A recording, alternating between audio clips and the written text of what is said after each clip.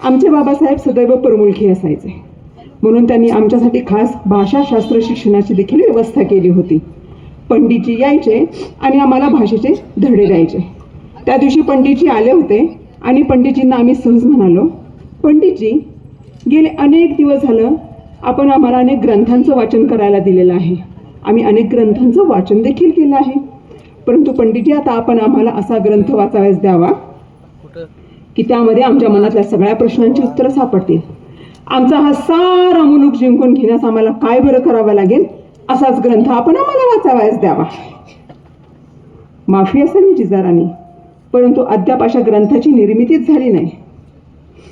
मग पंडितजी, आम्हाला असं वाटतं अशा ग्रंथाची निर्मिती आम्हासच करावी लागेल, अशा कार्याची निर्मिती देखील आम्हासच करावी लागेल.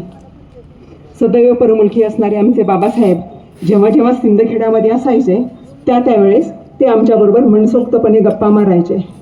आदिलशाही, निजामशाही, त्यांची बदलत जाणारी राजकारणं, त्यांची खलबतं, या साऱ्या गोष्टी ते आम्हाला सांगायचे.